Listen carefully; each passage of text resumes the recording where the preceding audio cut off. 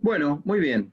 Carta a los Efesios. Última carta de la cautividad que nosotros vamos a estudiar y último escrito de San Pablo que este año 2020 vamos a estudiar. Muy bien. La carta a los Efesios era un punto culminante de la cristología paulina, empezando por la carta a los Filipenses, siguiendo por la carta a los Colosenses, y en esta carta a los Efesios, San Pablo, instrumento de revelación del misterio que es Cristo, va a mostrar a Cristo como plenitud, cosa que ya había mostrado en Colosenses, Cristo pléroma, y el agregado acá es la iglesia. Es decir, para seguir ascendiendo en la planificación de este misterio del cuerpo de Cristo, hay que hablar de su esposa o de su cuerpo, como son los dos términos que San Pablo usa para hablar de la iglesia, ¿sí? Esposa de Cristo, cuerpo de Cristo. Vuelvo a repetir lo que dije el otro día, la idea de cuerpo místico no es una palabra paulina. La idea de iglesia como cuerpo místico no. Sí la iglesia como cuerpo, del Cristo total, cabeza y cuerpo, Cristo y su iglesia. Muy bien. De los tres himnos que nosotros estudiamos en la carta de la cautividad, las cartas de la cautividad, este es el más intenso. Yo, ahora después cuando terminemos de leer este primer fragmento, les voy a participar acá un apunte que acabo de subir a la plataforma hace un ratito, medio desprolijón, porque es un apunte mío, ¿sí? Está un poco escrito en compu y otro a mano, pero voy a ir también así adelantando partes escritas que yo tengo no muy formalmente, pero se entienden, son legibles, pero sobre todo para ir ganando tiempo, ¿sí? En citas y en cosas, para que ustedes tampoco estén muy tomando apuntes cuando yo me empiece a acelerar. Bueno, entonces, ahí vamos a ver que este himno, que ni bien empieza la carta ya está, tiene 6 bendiciones. Lo vamos a pasar muy por arriba y se los voy a dejar ahí para que ustedes después lo puedan aprovechar para su formación cuando preparen la materia. Bueno, al himno ya lo vamos a encontrar en el versículo 2, ¿sí? Perdón, el versículo 3. ¿Podríamos empezar a leer, por favor? Desde 1.1. Bien. Efesios 1.1. Sí. Ahí vamos. Pablo, apóstol de Jesucristo, por la voluntad de Dios, saluda a los santos que creen en Cristo Jesús. Llegue a ustedes la gracia y la paz de parte de Dios, nuestro Padre, y el Señor Jesucristo. Bendito sea Dios, el Padre de nuestro Señor Jesucristo, que nos ha bendecido en Cristo con toda clase de bienes espirituales en el cielo, y nos ha elegido en Él antes de la creación del mundo para que fuéramos santos e irreprochables en su presencia por el amor. Él nos predestinó a ser sus hijos adoptivos por medio de Jesucristo, conforme al beneplácito de su voluntad, para alabanza de la gloria de su gracia, que nos dio en su Hijo muy querido. En Él hemos sido redimidos por su sangre, y hemos recibido el perdón de los pecados según la riqueza de la gracia que Dios derramó sobre nosotros, dándonos toda sabiduría y entendimiento. Él nos hizo conocer el misterio de su voluntad, conforme al designio misericordioso que estableció de antemano en Cristo, para que se cumpliera en la plenitud de los tiempos. A ver, si digo entre reunir todas las cosas, las del cielo y las de la tierra, bajo un solo jefe, que es Cristo. En Él hemos sido constituidos herederos y destinados de antemano, según el previo designio de que realiza todas las cosas conforme a su voluntad, a ser aquellos que han puesto su esperanza en Cristo para la alabanza de su gloria.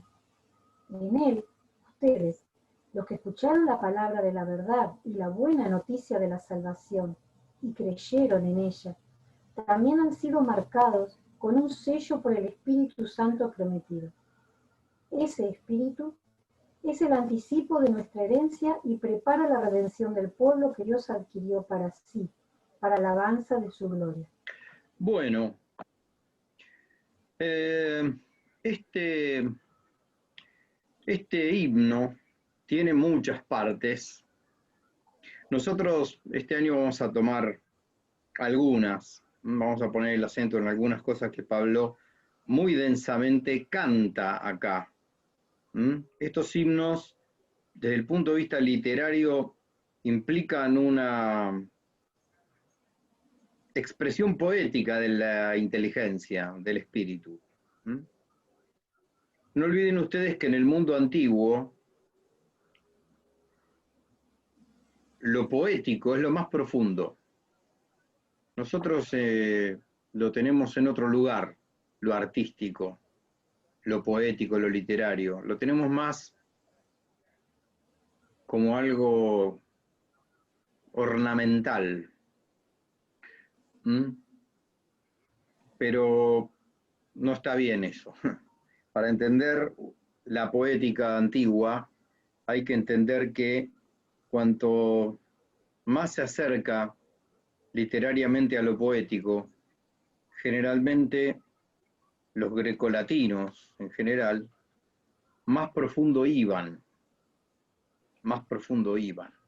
Ustedes, por ejemplo, en la filosofía eso lo tienen en los mitos de Platón. Platón, cuando más tiene que ir a una profundidad de una realidad, acude a un mito. Seguramente se han cruzado con mitos platónicos en la carrera.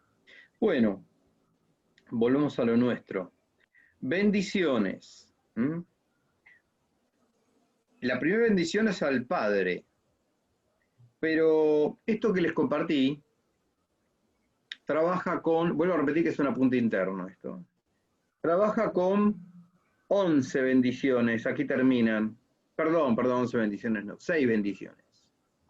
¿Sí? 6, 5, ¿se ve bien lo que compartí?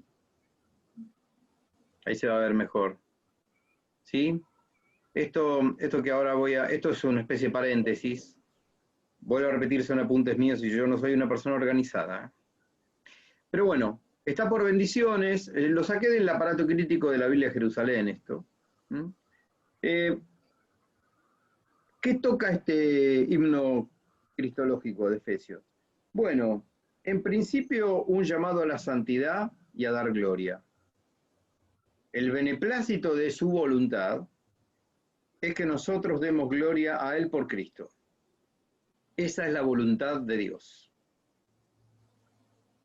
Ahí aparece la elección, ahí aparece la predestinación, ahí aparece la vocación, la filiación adoptiva. Fíjense en 5.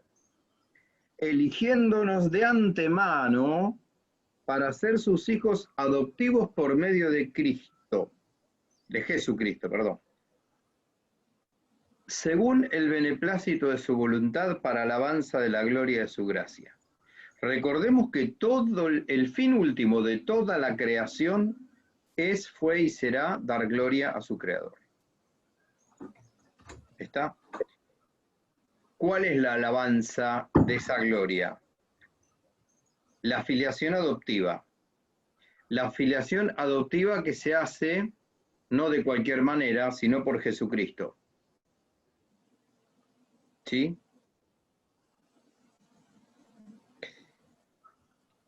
Por ejemplo, en 13, el versículo 13, creo que entró Gustavo. Gustavo, ¿entraste? Buenas tardes. Hola, profe, ¿cómo andas? ¿Cómo te va? Acá andamos. Bueno, ¿tu familia cómo está con todo esto? Y ahora mi señora la internaron esta mañana. Ajá. Había agarrado un poco de neumonía en Claro. un pulmón y Sí, se le estaba sí. desparramando, así que mejor la internaron y Mejor. ahí van a ver cómo sigue. Sí, mejor así. Pero Bueno, bueno, me libré un poquito para entrar a la clase. bueno, bárbaro. Ánimo, ánimo que va a salir todo bien. Bueno, gracias, profe. ¿Eh? Gracias, Esas cosas se gracias, profe. curan. Cuando somos jóvenes como nosotros, se curan. Ah, tranquilo, tranquilo que va a andar bien todo. Gracias por sumarte, ¿eh? Gracias, profe, gracias. Ok. Bueno, decíamos entonces lo de la adopción y lo de Cristo como medio. Cristo como medio. ¿Mm?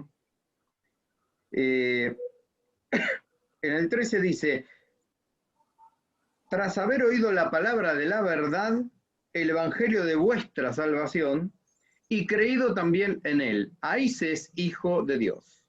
Cuando habiendo oído la palabra, el querigma, se cree. Esto ya me voy metiendo de paso en San Juan. ¿Sí? En San Juan, la salud viene por creer en su nombre.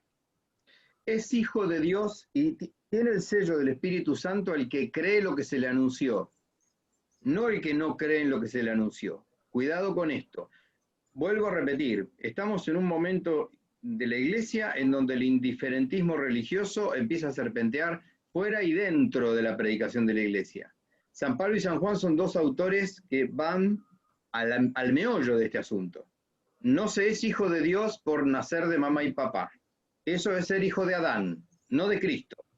El hijo de Dios es hijo por el bautismo. Se sella en el Espíritu Santo cuando se cree en lo que se le anuncia, no antes ni después. ¿Está? Eso es muy importante para la formación de ustedes. ¿Mm? Es muy lindo decir que todos somos hijos de Dios. Hay que ver en qué sentido se habla. En el sentido natural, bueno, sí, claro. Pero los perros también son hijos de la creación. Son parte de la creación. Pero en el sentido sobrenatural, no, señor. Se es solamente hijo de Dios a través de Jesucristo. Sino para que se encarnó la segunda persona del verbo. Para que todos fuéramos hijos de Dios si nada ocurriera, bueno, sería, como dice San Pablo en Gálatas, ¿no? Cristo murió en vano, se encarnó en vano, si todos fuéramos por naturaleza hijos de Dios. ¿Está? Bueno.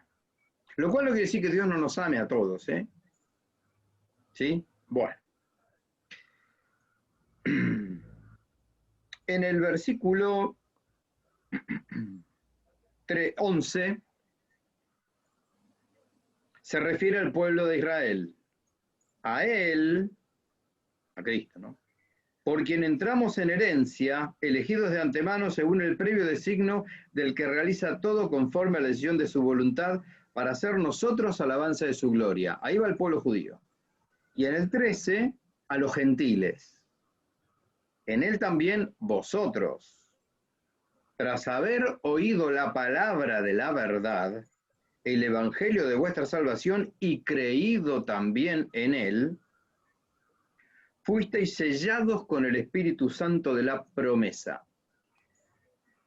Acá se ve claramente la teología paulina que Israel es el depositario de las promesas.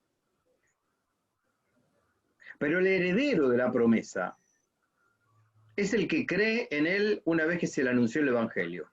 Ya judío, ya gentil, ya esclavo, ya libre, ya hombre, ya mujer. Eso lo dice Pablo. Esto es lo que escandaliza al núcleo, a la mayoría del judaísmo contemporáneo a Cristo. Que por la fe entren también los de otro redil, como le dijo Jesús, ¿no? Tengo también otro redil. ¿Mm? Cuando uno hace la temporalidad de la predicación de Pablo, Pablo siempre, esto lo van a ver más que nada en los Hechos de los Apóstoles, no acá conmigo. Pablo primero va a la sinagoga, si la hay, cuando llega a un lugar. Si la hay, va primero a la sinagoga. Después de que lo echan, se va, se sacude los pies y le dice, ahora que ustedes me rechazaron, voy a los gentiles. Esto lo dice Pablo, literalmente. Para darle celos a los de mi raza, dice Pablo. ¿Sí?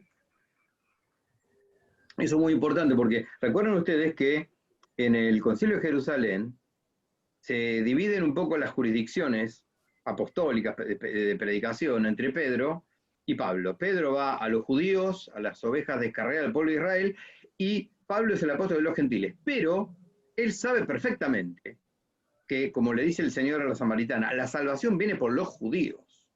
Ellos son los depositarios de las promesas, de las alianzas. Ellos. O sea que primero hay que ir a ellos.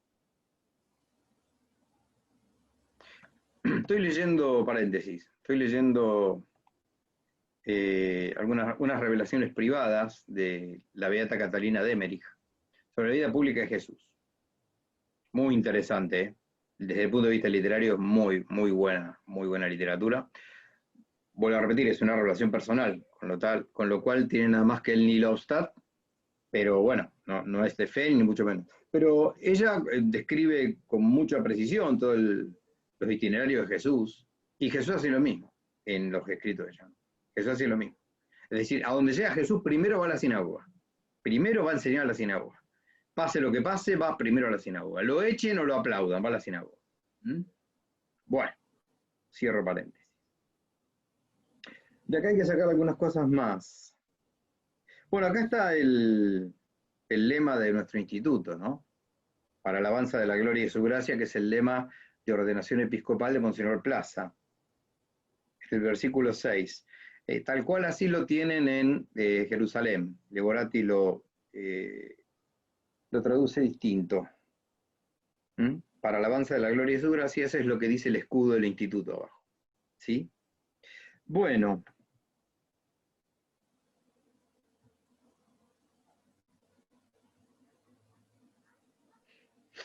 Me olvidé lo que iba a decir, por eso estoy leyendo nuevamente. Bueno, en esto que les participé,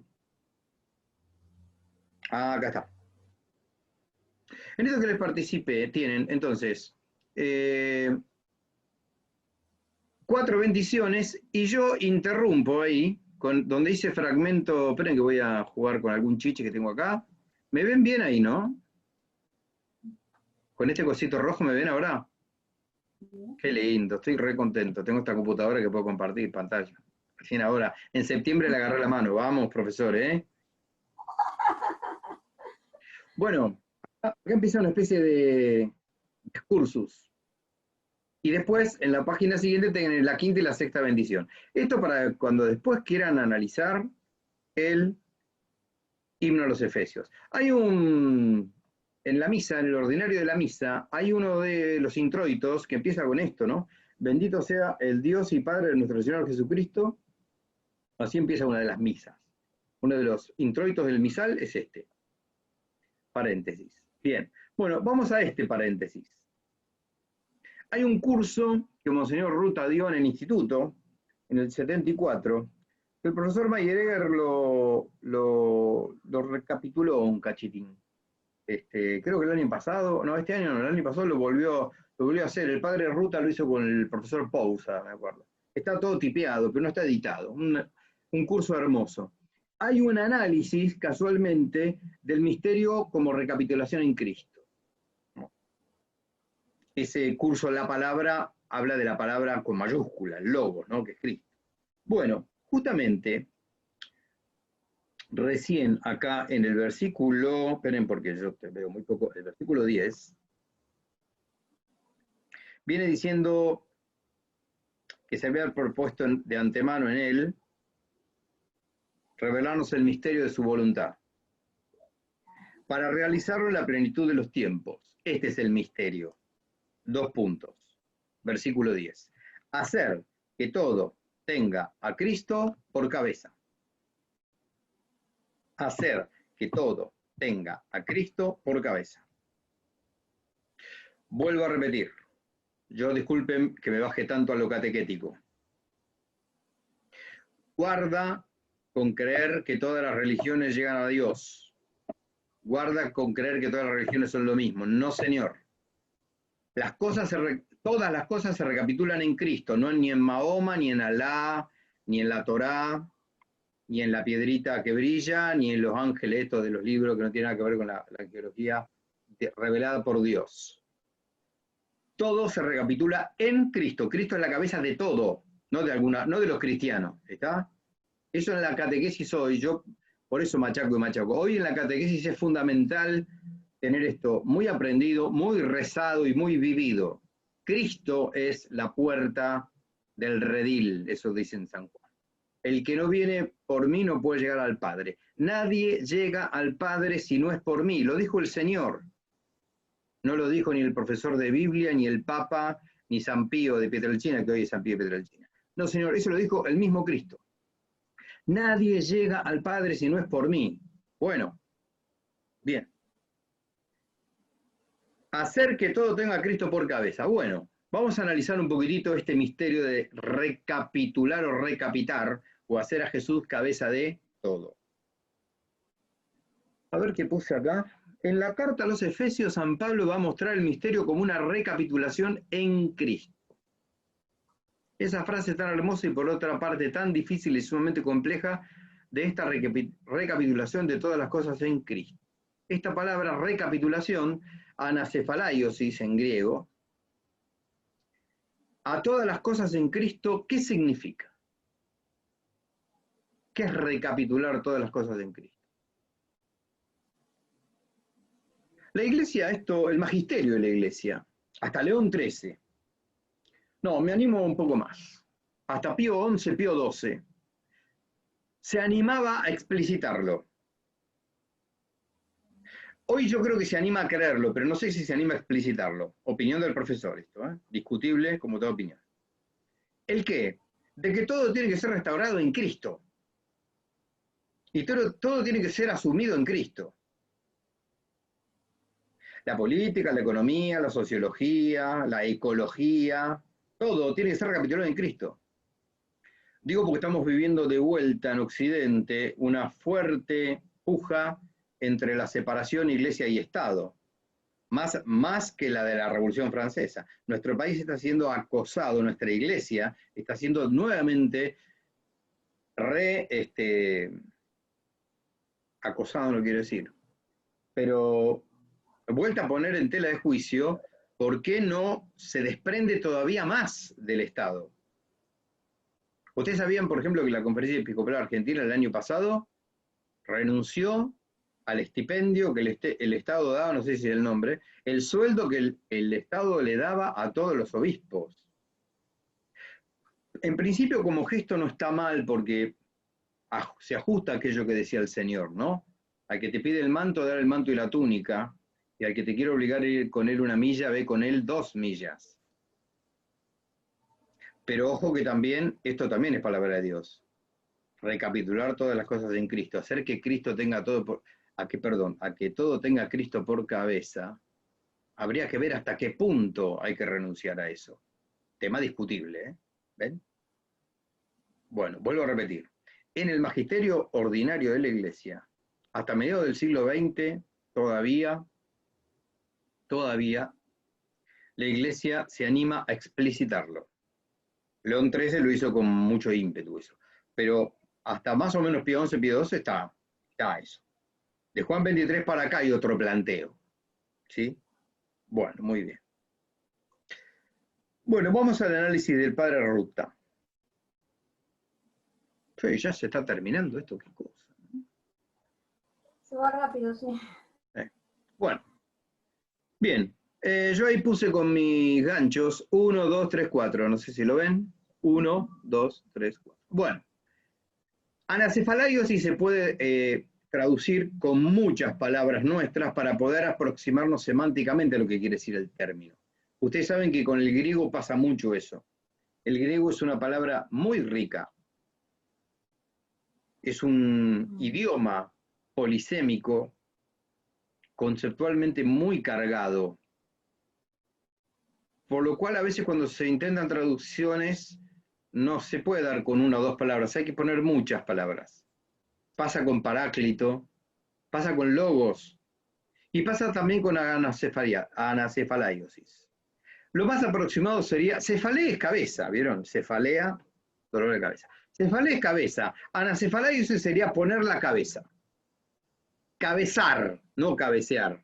Cabezar, poner en la cabeza algo. Como cuando a un muñeco le ponemos la cabeza, eso sería cabezar. Está medio forzada. Bien, la primera interpretación que el padre Ruta hace es la de restaurar. Se podría traducir esa palabra como restaurar. ¿Qué es lo que hace? ¿Qué Biblia, alguna de las Biblias de ustedes en el versículo 10 dice restaurar? A ver. Segunda parte del versículo 10. Puedo buscar la de Jerusalén si quiere. No, yo lo tengo acá, la de Jerusalén. Jerusalén dice hacer que todo tenga a Cristo por cabeza. Bueno, no importa, si lo llegan a tener me avisan. La primera entonces es restaurar. Es decir, restaurar quiere decir volver a instaurar lo que se había, de algún modo se había deteriorado. Sería un hacer de nuevo, dice ahí. Por Cristo restaura todas las cosas, las renueva porque todas las cosas estaban heridas por el pecado. Ahí está la restauración. La restauración siempre viene después de un daño, después de una ruptura, una falla, un accidente. Restauramos las cosas. Profe, Sí. la mía dice recapitulando. ¿Qué es? Biblia. ¿Qué Biblia es? Nácar Colunga. Nácar Colunga. Mira, recapitulando. Ahora lo vamos a ver eso, como Dice recapitular. recapitulando todas las cosas en Cristo. Muy bien, perfecto, buenísimo. Segundo sentido, después al final creo que Ruta acá en recapitular, ¿eh? Recapitar, vamos a ver. Restaurar. Segunda, resumir. Bueno, ella está medio alejada de nuestras traducciones, pero no está mal la idea de resumir. En tanto y en cuanto Cristo es una resintetización, perdón por la palabra, vuelve a resintetizar todas las cosas ¿en quién? En el hombre.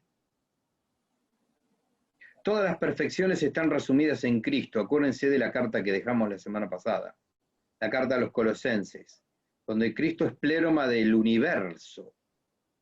No es solamente el redentor del género humano, restaura el universo. En una visión muy profunda del pecado de origen, hay un descalabro universal en la caída de Adán.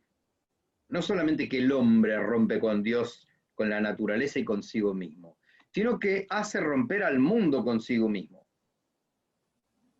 El dolor en el mundo, la imperfección en el mundo, esos dolores de parto que dice Pablo, son fruto del pecado.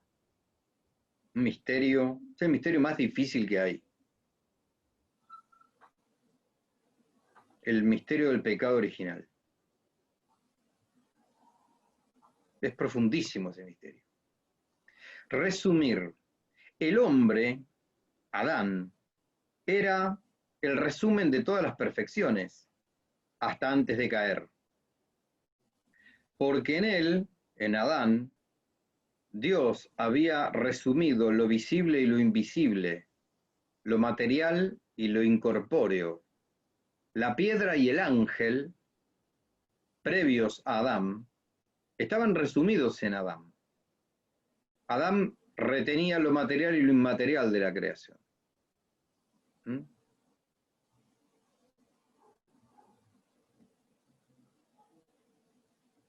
Cuando en el otro himno escuchamos todo fue hecho por él y para él, refiriéndose a Cristo, Pablo,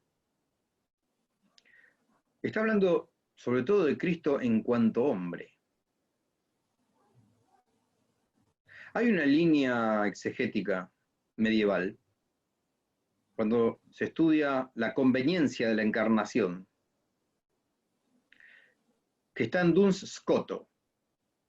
Scoto es de la teoría que Cristo se iba a encarnar igual, aunque no hubiera habido pecado. Iba a venir a ser de sus delicias con el corazón de los hombres, como dicen los proverbios. Santo Tomás dice que no, Santo Tomás dice que el fin de la encarnación es la redención. Pero bueno, no son contradictorias, se pueden complementar. Iba a venir a tocar el verbo, iba a venir a tocar el ápice de la creación. Otro paréntesis catequético. porque también es un campo de batalla en filosofía y en ciencia sagrada. El relativismo dictatorial casi que estamos viviendo quiere poner al hombre por el piso, lo quiere igualar al resto de las especies. El ecologismo hace eso, el veganismo hace eso, el falso naturalismo occidental hace eso. El hombre como una especie más. No, señor. El hombre es imagen y semejanza del Creador. El gusano no, y el árbol tampoco. Los amamos en tanto y en cuanto son creación de Dios. Hermosas criaturas que Dios nos ha dado, pero se las dio al hombre. Son para el hombre, la creación es para el hombre no es una parte de la creación. La creación está a los pies del hombre, para que el hombre la ame, la respete y la eleve a Dios, por supuesto. ¿Sí? Pero no es una cosa más. Con eso tenemos que remar con los remos bien abajo en la catequesis, en los colegios, en las universidades, porque está muy impregnado en Occidente eso. Y en filosofía y en ciencia sagrada, muchas veces vienen con los tapones de punta, digamos. No es más antropocéntrico Occidente, no, es un naturalismo falso, en realidad. Bueno, estoy mirando el reloj. Ahora, cuando se corta, subimos, por favor. Bueno, resumir. Claro, ¿y por qué Dios nos encarnó en un ángel o en un caballo? Bueno, además de que no necesitaban redención, o el ángel no puede tener redención, al tocar al hombre, toca toda la creación. Dios. Toca toda la creación. Por eso resume. Cristo en esta anacefaliosis es un resumen. ¿Está? ¿Me explico?